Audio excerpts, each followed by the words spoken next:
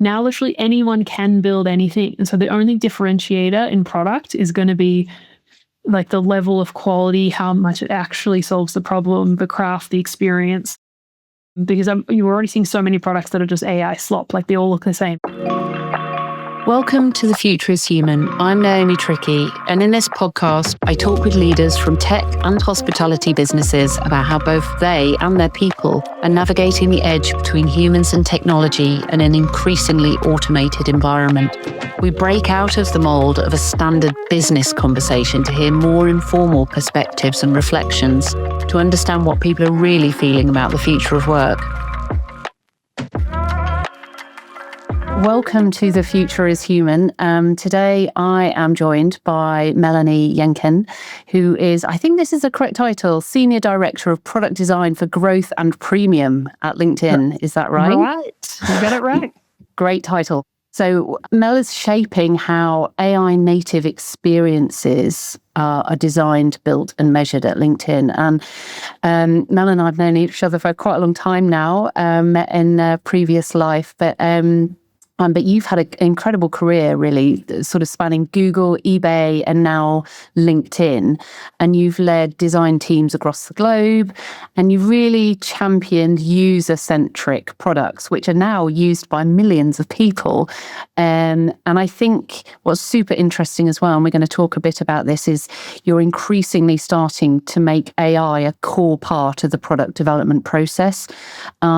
But at the same time, fostering cultures where designers, engineers, product builders can experiment, collaborate, stay connected to their audiences, and design remains at the heart of this. And then I would be very remiss if I didn't also mention something that you've done. So you're the founder of Tech Ladies, aren't you? Which is a member network empowering women in tech. And I think that in a world where technology is changing, how we build and who gets a voice, I think you're really helping to shape the next generation of designers, leaders and creators. And I know that shaping of the next generation is a really important area for you. It's an important way in which you think about your work. So I'm really thrilled to have you on the show. So thank you. Thank you. I need to hire you for my PR. That was a lovely introduction. Anytime. You make it easy. So I'm just going to kick off with some questions and let's get started. So you've built this really incredible career, and it's at the intersection of design and technology, to the point at which you're now undoubtedly a leader in your field, and you're, as I said, developing and impacting others on a similar path. What was the moment that first inspired you to pursue a career in design? But not just design in its purest sense, but one that sort of blends technology with human impact. What was that moment? Yeah, well, it's kind of random and kind of a funny story, but I was actually specializing in science, doing physics, chemistry, biology, and advanced mathematics, and I was going to do veterinary science, and then actually did a placement at a vet, because I was like, hey, I want to experience this. What will this actually be like? I want to be with a vet and do that, and then like really have deep empathy and understanding. And I really hated it. I literally passed out in the operating room because I just love animals too much. And I'm so glad that I had the instinct to go and just like live the experience. And that's kind of a theme of what I do in my job, is like, how do we put ourselves in the shoe of the user themselves? And then I had a passion for art. So I was like, do you know what? I'm just going to specialize in design, and ended up studying visual communication. And then I graduated as like a graphic branding designer.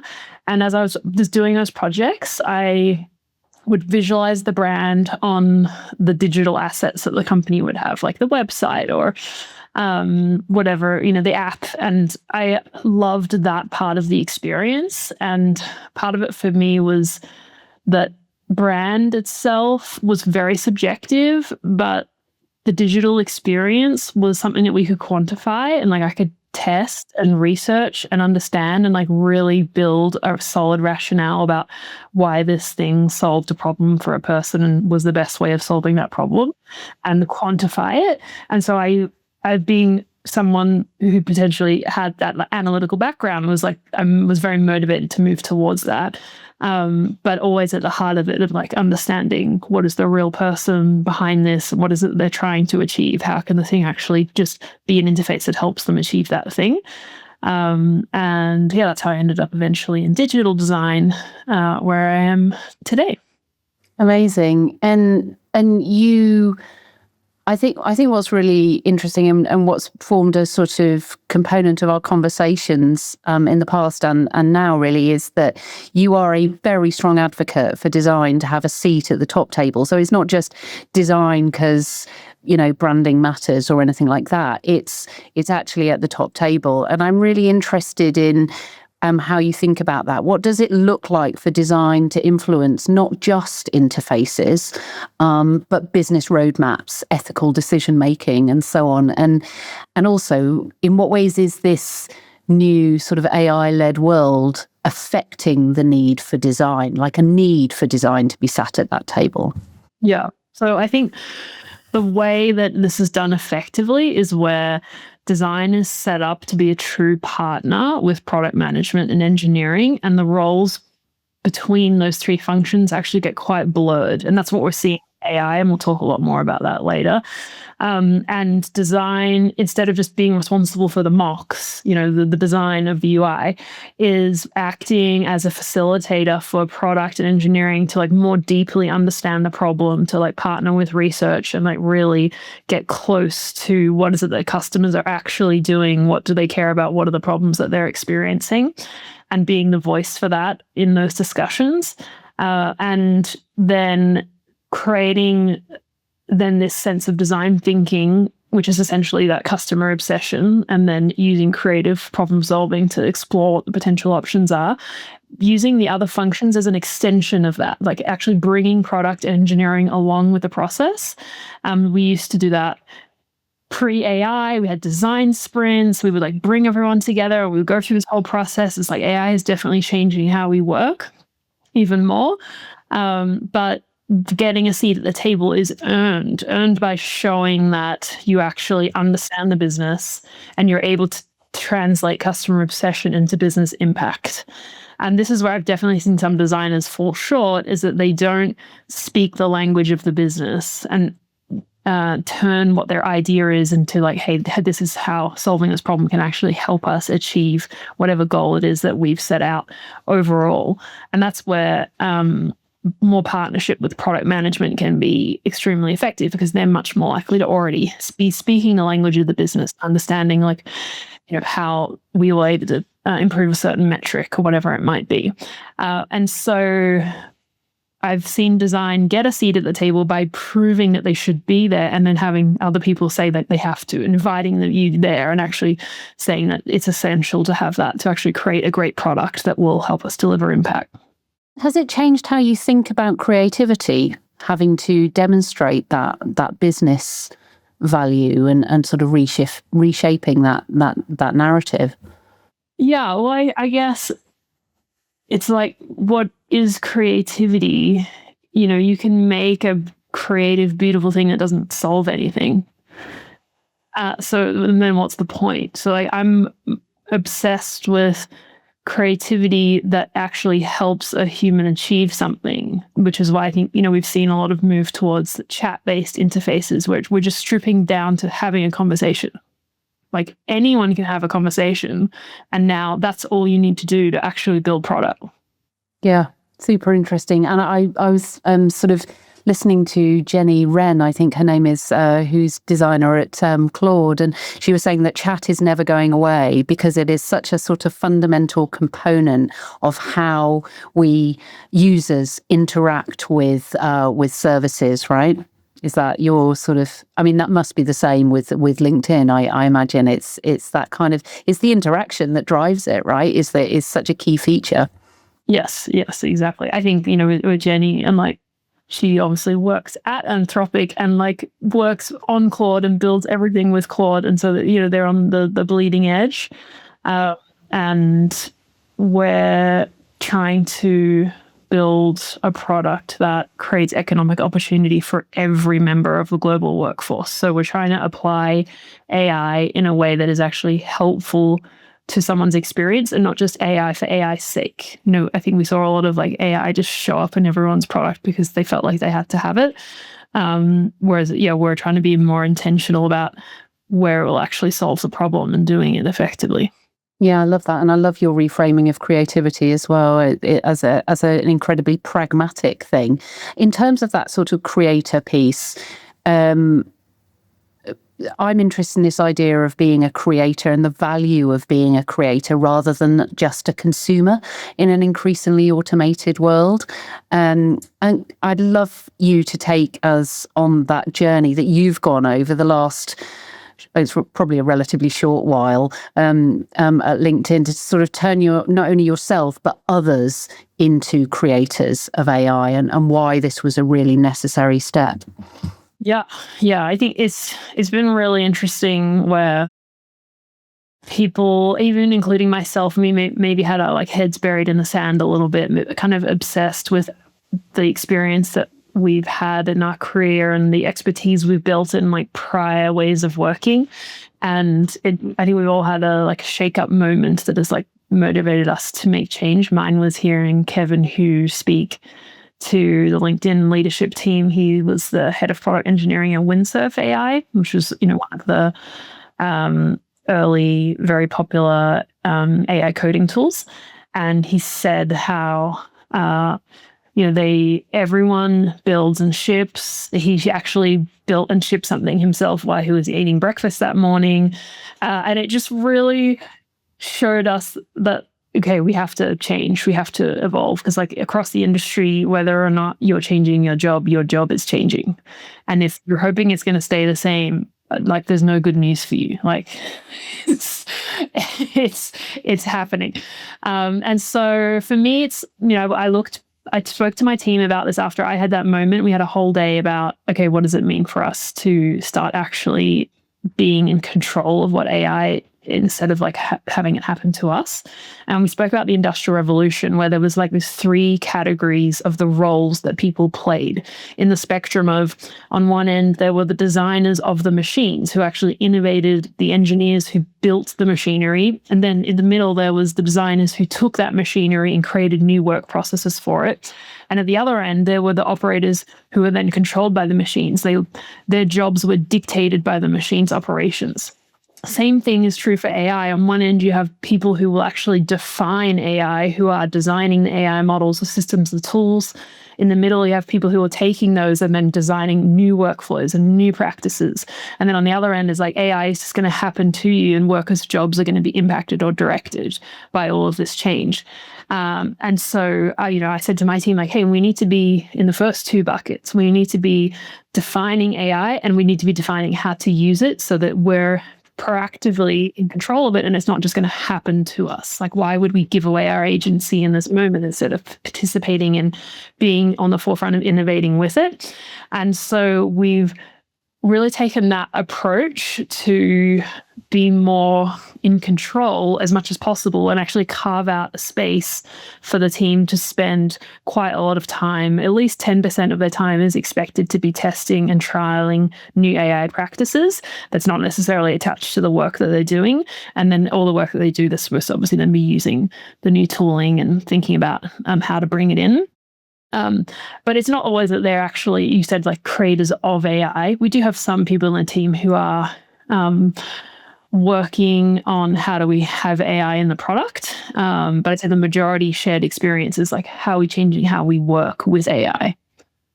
Got it. And so what are some of the programs of work at LinkedIn that you're in this area that you're most excited about? And I know you're a real stickler for measuring the value of the work. So I'd love you to also touch on that. Like, how are you measuring the success of the work?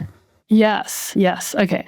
So many, and I'm so excited about this. At my heart, I love experimentation. I think it's why I've ended up in a growth role.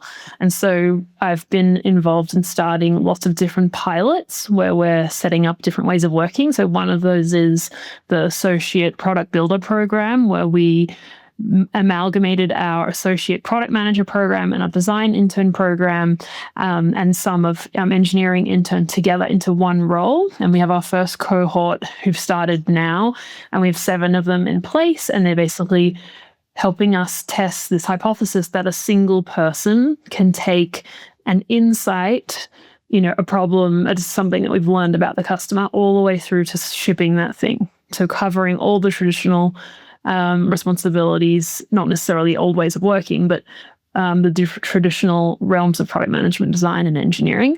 So we were a few months into that experiment, and the hypothesis we're trying to test is that we can work faster, but also ship high quality product.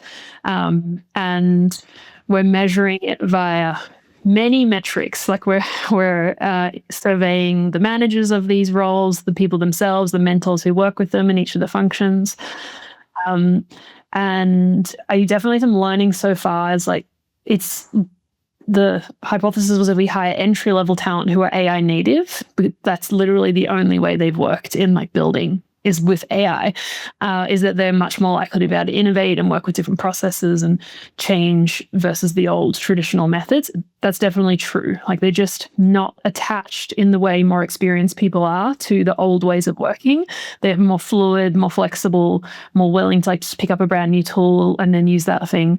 And so that's great. I think we're definitely seeing that whilst they can move faster, they can move faster on the parts like engineering, where engineering's definitely been, completely innovated with AI, whereas a lot of what product and design do is still latent disruption from AI, where applying taste and judgment and figuring out like what we should actually build, is this the right problem to solve? We can't delegate those things to AI yet. So we're still early in that program, but it's really interesting so far. And then we also have a bunch of programs where we're then taking, hey, for our existing workforce, how do we set them up to then be successful in this new AI era? So we have a track of building agentic capabilities that have trained on our individual functions, like an analyst agent, a growth agent, a trust agent, a product jammer agent, and those all have the context that is important for them to be right at LinkedIn, and access to our unique information. So it's a lot better than just working with traditional ChatGPT or Claude, because it has the context that it's working from, like what's on our existing roadmaps, what mitigations have we already done for trust, what experiments have worked before for growth, all of our data for the analyst agent. And so for those, we've been measuring like what's the increase in speed, what's the increase in the quality of the output in terms of the project, does it improve, and adoption rates, those kinds of things. And then another pilot, which I've been really enjoying, is how do we take traditional people like the designer and extend their role beyond just design? So we've had a program where we've had designers acting as a product manager. So they actually PM a feature completely so that they can understand what is the PM stack. Like how does a PM actually have to think? What do they have to do to actually make sure something ships? What are they measuring? How are they writing their PID so that then the designer can have a lot more deeper empathy and influence at a higher level? And then on the other end, we have designers in the code shipping work themselves and actually just making small changes and then having a much closer collaboration with engineering to just work together in the build, rather than having the intermediary step of like having to go and create mocks. Instead, it's like, hey, let's just look at the actual source of truth, which is the code, and then let's experiment and make changes there directly. So that's been exciting. But yeah, I still think we're still early stages for, I think probably the next year or two, we're going to see more for design specifically in terms of how AI is going to start to replace more of the design process. That's so interesting. And yeah, because I think I am interested in where, obviously the purpose of this podcast really is to explore that edge between the human and technology, which only that edge just seems to be blurring minute by minute, right? And design is one of those functions where I think it's still very grey, much like people work. It's still very grey, and so I guess that does beg the question why it was important to you that this work was a sort of design, well, maybe you don't define it as design-led, but I hear it as a design-led initiative.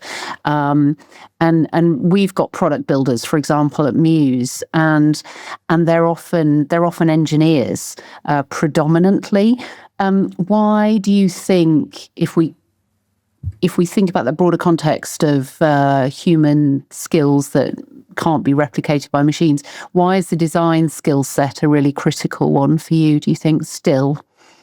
Yes. Well, yeah, if we just focus then, like, what are the critical skill sets? So if we look at the whole product building process, the things that I think AI is going to be the hardest to replicate, maybe eventually with super intelligence it will, but right now it's still very much human required, is like the ability to create vision, the ability to have deep empathy and understand a problem, creativity, and then I think most importantly, judgment and taste. I think AI has come a lot further in the last year in terms of taste, but still it's like the things that it comes up with, it's like we go from 0 to 1,000,000, and then what you're doing with AI is like, how do you chisel it down to something that is actually, the right thing to execute on? But I think really it's about like the soft skills, like communication. So if you think about what you actually do at work to make things happen, the actual building or designing is like one part of it, but what actually makes things happen is the ability to like navigate internally, to convince people, to get alignment, to resolve conflicts. It's like these important soft skills around influence, emotional intelligence, conflict resolution, just negotiation skills. Even if we have AI that we're able to delegate a lot of our work to, we're still going to work in a team. We're still going to work with other humans. And so the ability to navigate with each other, I think, is still essentially this human experience. And that's still going to be, the most fundamental thing that we need to be effective, even if we're, have 10 different AI agents that we're working with at every moment. Yeah, I'm interested in, I agree. And I think it's, I'm also seeing a shift, accelerating shift actually, in terms of how we think about management, so that you can, because emotional intelligence is increasingly important in terms of the new form of management that is needed, and in terms of sort of staying influential and empathetic and impactful. These are all management skills as well, aren't they? Especially when you're managing multidisciplinary teams and agents in some cases. So Exactly. yeah, it's interesting.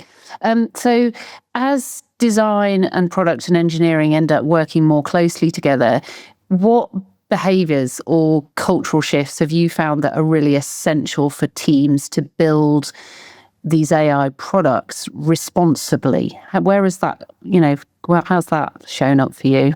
I think right now, a lot of the gains from AI are around engineering, like how, and actually the rate of building is much faster. And so even if we're able to build a lot faster, we still have to make sure we're spending enough time and, applying our efforts, that we're choosing the right problems to solve, and that we're applying our judgment to figure out, is that actually the best way to solve it? And this is where I think design is playing this great role, where, we're shifting to actually becoming like a consultant, where we work with PMs and engineering who are just like spinning up prototypes. And we're like, okay, but is that actually, do we even care about that thing? Like, great, that's a cool thing you've made, but it's not actually solving the problem. Like, let's think about it in this different way. And so like working with the rest of the organization to understand that.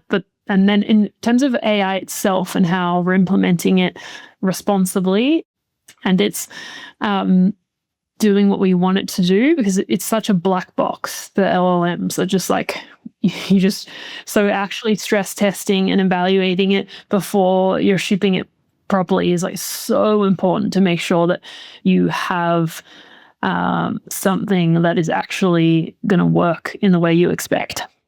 Yeah, and it's really, it's kind of shifting how we think about all of our jobs, obviously, but from design, it's quite a deep shift, isn't it? Really, and you mentioned earlier that you've been bringing on AI natives, and I imagine one of the advantages of bringing on an AI native is that you don't need to teach them that AI isn't just an add-on.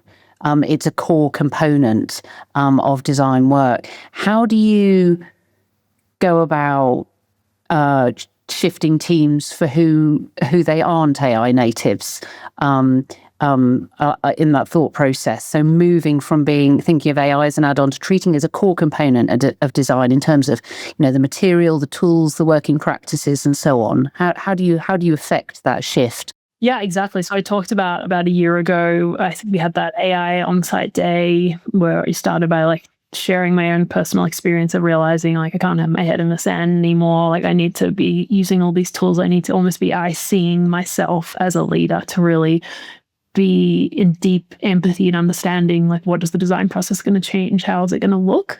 And it's the most hands-on I've been in, I'd say, in the last 10 years, because I've heard a few other design VP said recently, he feels like an intern. It's yeah, we're having to go back to the beginning. And if we don't get in the detail, then how are we actually able to act as a leader and a manager for the team?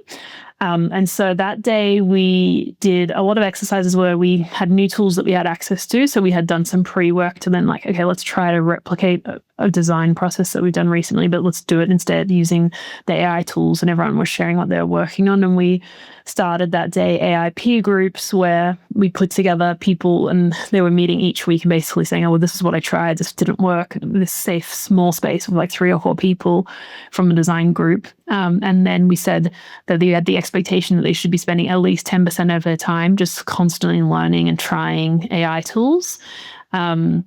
And then we have, I think because I've been so passionate about it, my team's then been on the forefront of being in all these pilots. So basically saying to them that they have the permission to then participate in these things and spend time not just doing the work, but then helping us figure out the new way of working. So quite a lot of my designers were in the code program where they're shipping front-end experiences, or they're in the PM program. And so basically making it safe for them to be in this trial and error. And I think when I've spoken to some colleagues at other big tech companies, and they've felt this increasing pressure to just be more productive constantly, and that there hasn't been enough space for them to really learn and test and trial with these things in a safe way. So I've been very intentional about creating that space where we share our learnings of what, not just what's working, but what didn't work, and where the gaps still are, so that we can keep feeding that into our team who's working on this whole transformation internally for the product org. Interesting. Yeah, because there's a question I want to ask you in a second about that. So let's move to leadership a bit more specifically now. Off the back of that, how has what is expected of leadership changed as a result? I mean, you've started to talk about that, but could you sort of say a bit more about what it means for you as a design leader? Yeah, I think just now we can use these tools to almost be an IC again. And in a way we need to, so that we can help our teams to move through this transition and change. And that we can't just lean on everything that we've learned in our careers, because everything is changing. So that we have to have that hands-on nature to then be a part of leading the innovation of this way of working. And so I'm seeing leaders, we're in the code, we're shipping bug fixes, we're actually in the detail of the work. I don't think it's the extensible model is that, I would be ICing, the large percentage of my time, but I think the change is really that leadership's getting much closer to the work, and the role of the middle manager, I think, is dying. And instead, we're to move towards these flatter organizations where leadership are much closer to the work itself. So I'm hiring a new manager right now in my team, and they're going to be a hybrid player coach. So I just wrote the job description yesterday. It literally says, I need you to both be a principal designer and be a manager. You'll have a small team, so you need to still be successful at setting up that team and managing and leading them through this, but at the same time, creating strategy and vision yourself and being really hands-on. And with these tools, that can be relatively easy. It can be about having a point of view and spinning up a prototype, even if it's a low fidelity, that helps people understand what that is, versus our old, we spent months creating these visions and these like really long term exercises. So, now we can all be in the detail actually creating work ourselves. Not that it'll be the final artifact, but it's the thing to like tell the story. That's interesting. Yeah, I don't know if you've seen, Jack Dorsey has just published a thought piece on the sort of player coach as a one of the new roles. I haven't. I need to read that. Yeah. It's on Twitter, obviously, and so take a read. And I think we're thinking the same thing. Like, it really is changing. It's decentralizing power, but that forces people who lead teams to engage with where decisions are made and where actions actually happen, work actually happens. It's very empowering for those at the edges, and it's a real challenge to the ego of people who have traditionally held power, right? This kind of collaboration can really amplify creativity. It can really share in the decision making. It can give autonomy and authority to people who historically may not have had it. But it can also really lead to isolation, I think. And, I know this is another topic that's very close to your heart. What practices have helped your team stay connected and human whilst building in this new world? Yes, I'm definitely seeing that. I think and we see it in general on LinkedIn, like the amount of anxiety has never been higher, and it's very reliant on like AI anxiety and then the layoff anxiety that's coming with that because of the climate that's been created.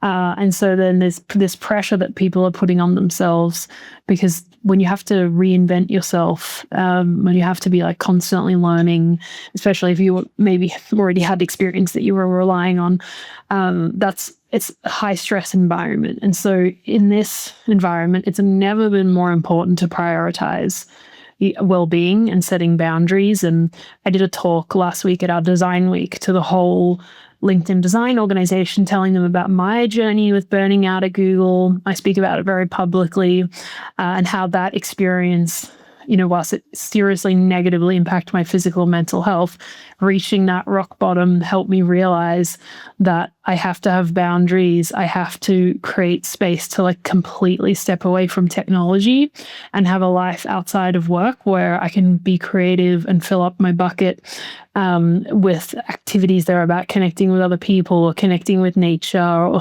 literally, sometimes I say to someone at work, like, I feel like you need to go and touch some grass right now because you're so wrapped up in this problem that actually in a month from now, no one's going to care about.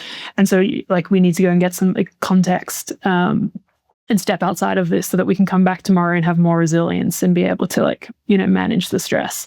And so I champion that for my team. I try to talk about it very vulnerably and visibly to make space for them. I take a lot of time off and I do that very visibly. And so then that gives other people permission to do that. LinkedIn is great at that, in that we have lots of, we shut the whole company down for multiple weeks throughout the year, and then we have unlimited leave, and people actually do take a lot of that unlimited leave. So yeah, finding that balance so that you can come to work and then be your happiest, healthiest self, who's then the best possible version of you to creatively problem solve, to connect dots, like all of those things. You need to be happy and healthy and well rested and all of those things to do that. But then also what I'm seeing with AI is the way that it's implemented right now is this really individual exercise. It's quite hard to collaborate in those spaces, whereas our other tools that we've used for design, especially with Figma, is that it's so easy to have multiple people there. It's this tool that really helps you come together and explore options together. And I'm hopeful that the new versions of AI, like co-work for Claude, is how do we start to actually have more people coming together around this? Because when you start to collapse roles into a single thing, it's that can be really isolating when you have one person, So I still believe that we'll need teams and we'll have generalists and specialists who work together.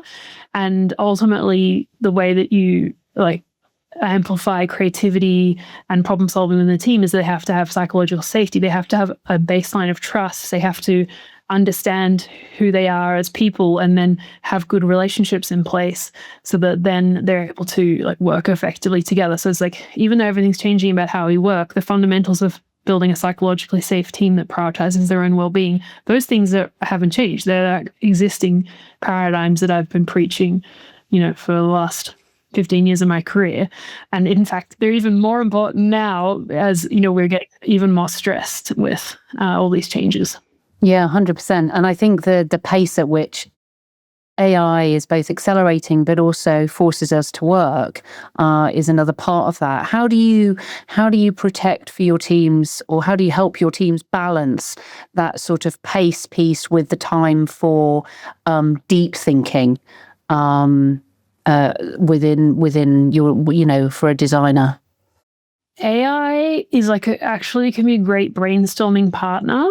And I think what we're seeing with engineering is what we're going to have for design, which is why engineering has moved, instead of being the executor who's coding everything, they're like the creative director, the producer. They're then managing the agents who are doing what was, the tedious execution tasks underneath. And instead they're up above thinking about, okay, well, what overall architecture do I want to create? What are the what's the overall strategy I want to employ, and how am I going to use agents to then go and work against that? And I think that's what we'll see with design, is that we move to this role of being like the creative director or the art director, and we're able to delegate some of the more tedious activities. And that transition is, I think, is going to be good for people, because it's actually nice that they're able to spend more time doing less of the tedium activities and more of the creatively fulfilling activities. But those also take a lot of energy to do those things. So as we just spoke about, we need to then balance and make sure that they're prioritizing their own well-being. And what we're seeing with the Associate Product Builder program, as I mentioned earlier, is that engineering is able to move much faster, but we saw a few of them just jump straight to building. And it's like, we've saying, no, actually you still need to spend quite a lot of time understanding the problem, making sure it's the right problem to solve. And then thinking about the craft and the actual experience of that solution. And so we've almost had to slow them down a little bit so that they can spend more time on that, because anyone can build anything, but is it actually going to be something that solves a problem and is useful in the world, is the bigger question. And that's why I think actually design has this amazing role in this innovative area, because now literally anyone can build anything. And so the only differentiator in product is going to be the level of quality, how much it actually solves the problem, the craft, the experience. Because you're already seeing so many products that are just AI slop. They all look the same. They all have the same gradients. They all have the same UI. So it's what is actually standing above and beyond that, and what's going to resonate with people will be the result of spending time to do this deep thinking and not just jumping straight into building. And I suppose the same applies to experimentation, doesn't it? That it's a core component of how design works, and in order to differentiate and continue to differentiate, that experimentation piece is absolutely critical and needs to be time for it needs to be preserved. Exactly. Yeah, I think the big change with AI is that we are able to get to a pretty good fidelity of an idea very quickly. Whereas before, that used to take us quite a lot of time. And so we actually have the ability now to just start testing and learning and working iteratively much faster than we did before. And this is where, being in a growth org, that is a way that we like to think in general, and, not just spend 6 months figuring out a big vision and having this big ship moment. It's instead, how can we think about what's the fastest way for us to test this hypothesis, ship a small thing, learn, iterate, and do the next thing. And so this is where design's role is changing, where it's how do we actually partner with engineering, or whoever it is that has the idea, to help then figure out what's the minimum amount of experience or quality that we can add to a thing to then ship it, so that we can then learn, and then we can iterate on that thing, and we can improve it over time. And that's what I'm excited about, because that's the way you build better product. Because when you are building in a vacuum and you don't have that iterative loop, yes, you have UXR and you can go and do research and get that point of view, but it's not until you get the actual behavior as well that you like really deeply understand if this thing is helpful for people or not. Yeah, no, 100%. I understand that. I'm going to sort of change tack slightly with my next question. But I think it is still a leadership question, really. You founded London Tech Ladies. It was about helping women in tech through development opportunities and time spent together and learning from each other. And you've supported thousands of women in tech in doing so. Do you think there are unique challenges and opportunities for women leading in the AI first era? And how would you characterize and solve for those challenges as someone who is a leader? Yes, I think the AI era is both amplifying inequities and also creating a window to reshape them. So I think in the first point, like, when we have representation gaps, like women are still underrepresented in technical AI roles, which means the systems that are being built can then reflect a narrower set of perspectives. Or, we see bias at scale because AI systems, amplify a bias faster than previous technologies. So those things are true. But I think what's different and exciting to me is that AI is meaningfully lowering the barrier to entry. So you don't need a deeply technical specialist background to build an experiment anymore. And so that opens up a huge opportunity to redefine who gets to participate. I'm being very optimistic about this. It's not that I've necessarily seen that happen yet. I am seeing it to an extent. But where we have to lead through it is then we have to think about like how are we actually creating the access. So how are we closing the skill and tooling gap? How are we actually making AI tangible and usable and not intimidating? How are we creating safe spaces to learn and understand it?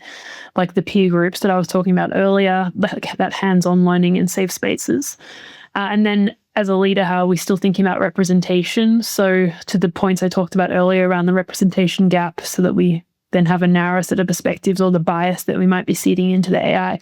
How do we make sure the teams are thinking about those things, acknowledging that those are true, and therefore trying to design either like to have more perspectives who actually build it, or at least be conscious of those things so that we're testing and mitigating for those biases up front. And then I think, one thing is with women or any underrepresented group as a leader, there's always this need for like amplification as well. So how are we amplifying the work of those people? Because, their work is more likely to go unseen versus, male counterparts. So, I think between those of working on access, representation, and amplification, it's like where I'm focused right now. Yeah, and I think it's what you're talking about is a level of intentionality about it. It's not always easy, but it requires people to actually lean into the problem, both in terms of articulating it as a problem, as well as designing solutions, very pragmatic solutions for it. But it does require deliberate intention. Okay, some quick fire questions for you now, before we wrap up. What's one outdated belief about design and tech you'd love to retire forever? Yeah, I think like there's a lot of resistance right now in parts of the design community holding on to the old ways of working, and fear that we're going to lose craft and quality by, with all this AI change. But I just encourage those people to like see this as an opportunity, and speaking to the roles I talked about earlier, like be a part of actually figuring out what we can do with it. Because I think AI is going to make us move so much faster. We talked about earlier, have that test and learn cycle rather than spending endless months in a discovery process. So yeah, my message to people is like, is get your head out of the sands like I used to have, and instead be an active driver of this rather than having it happen to you. Yes, 100% agree with that. What's a creative ritual you encourage teams to protect even when the pace of building speeds up? Yeah, this one is so interesting because what AI tends to do is it pushes you into one path and then you iterate on that path. Like very quickly, you end up on one thing. And what we have to intentionally do is still even used to using AI is like, how do we go broad? How do we explore 10 different ways to solve a problem? How do we like really explore a creative breadth? And that's where like there's still a need to use tools like Figma, where you have a canvas and you can like lay things out and look at multiple options. I'm excited to see how AI is going to blend more into that world over time. But yeah, it's really like, how do we protect the divergent activity that is really important for us to this, so that we don't just get stuck on one solution and, you know, iterating within a very local maximus of that particular thing. No, I love that. That's so interesting, and that can apply to any.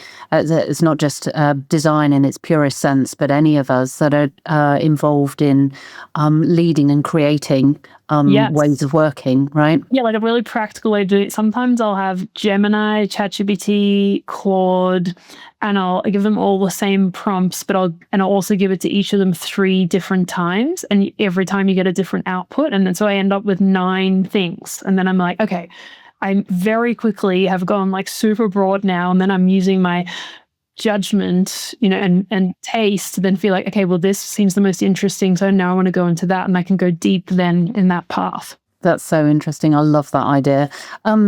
Slightly left field one. How do you come up with new ideas? First is like having a foundation of deep understanding. So we're in the middle of a exercise right now to like solve a particular audience that we haven't traditionally solved for. So we spend a number of weeks up front just looking at the data, looking at our research and talking to those actual people. And then purposely people kept trying to talk about ideas. I was like, no, not yet. I'm not doing that yet.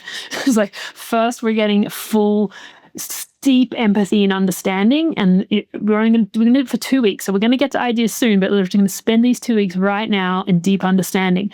And then that just improves the quality of the ideas after that. And so then I use all that understanding as a stimulus, basically break it out. And I did work with AI, be like, extract these out to like 20 or 30 individual findings. And then each of those are brainstorming points of like, okay, well, I understand the nuance of this individual insight, so therefore here's ideas that branch off that, versus brainstorming in a vacuum with, you know, where it's not based on reality of some insight of an actual user. That's such a great idea, and I really like it's a common thread throughout a lot of your answers actually about ring fencing time.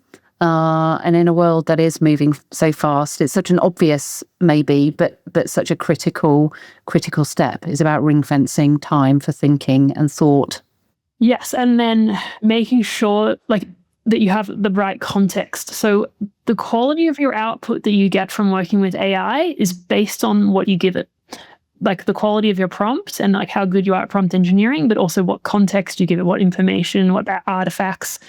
And it's the same with an individual brain when you brainstorm yourself, is like what stimulus you have to react to. And actually that activity is then useful for you to do your own brainstorming, but then also to feed to AI.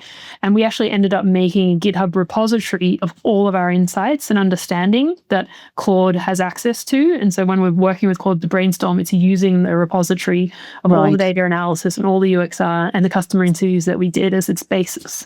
So it's learning, essentially. Yes. Yeah. What's one thing every leader should do to give design a real seat at the table? I said it earlier, but it's like really show value so that people want design there, like demonstrate how design thinking delivers significant business impact. And there's ways that you can do that. Like as a design leader, we do things like keeping a track record of like what was the impact of this design change, like where we made this, it changed the experience. What was the result of that? And we have this like running track record of that over time. And then when we have success stories where design-led thinking was a key agent in creating a particular feature or functionalities, then like making sure people understand, hey, we worked differently with that. We used this process, and therefore that's why we had this outcome. So we just have to continually demonstrate like what was the value that was driven by that. Yeah, I think, and again, that's another thing that I think applies to lots of different fields. With people work, I was talking with someone earlier, an investor firm, about, they were asking me how we handle DEI and ESG in a climate in which it's in question. It's like you demonstrate business value, and actually the maths of it's a relatively easy thing to do, honestly, because it expands the pool. And the same thing, if you have a designer at the table, you expand the thinking and the available insights. So it sort of makes a case for itself. Okay, we're nearly at time. It's been really interesting. I've got a couple of closing questions, if I may. I want to give you an opportunity to give one message to the next generation of women, particularly actually building careers in AI and product design. But if you want to expand it out to anyone building careers in AI and product design, what message would you give them? Yeah, start building, like start creating product and putting it out into the world. The barrier for entry is so low now. I'm seeing entry-level portfolios of people who've actually shipped product, like they just pushed it live and then got organic usage. For the Associate Product Builder program, which is an entry-level program, we didn't even require a resume. We just asked you to share a thing you've built and shipped and what was the impact of that thing. And how did you use AI to do it? So I think we're going to have more and more focus on what have you actually been able to build using these tools. And so I think we need this move. Hopefully education is making this move, like move from being theoretical to actually just doing it, like just trying and building and shipping and learning. Yeah, I read recently a really nice phrase which has stuck with me, which is the price of initiative has collapsed. And I think that's so true. You know, the barrier to getting involved in building has just disappeared, really, in so many ways. Finally, looking ahead, what gives you most hope about the future of human creativity in this AI-driven world? I think maybe I've built on an answer I said earlier, which is like I see AI as an accelerant or like an extension of you.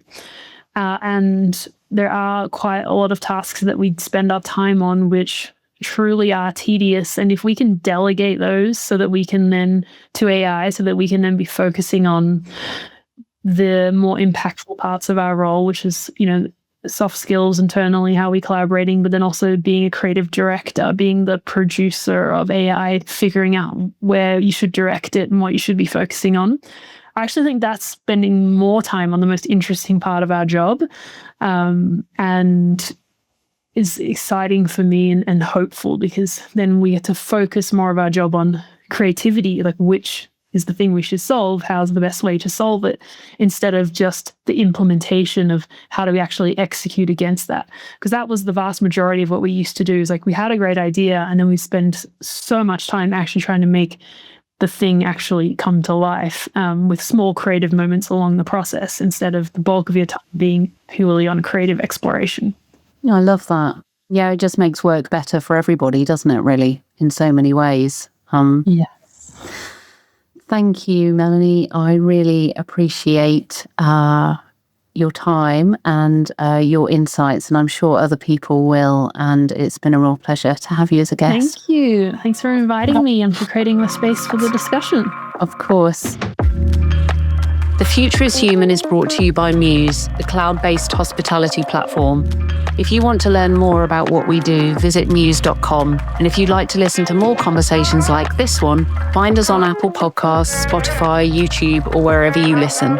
Subscribe so you don't miss future episodes. Thanks for listening.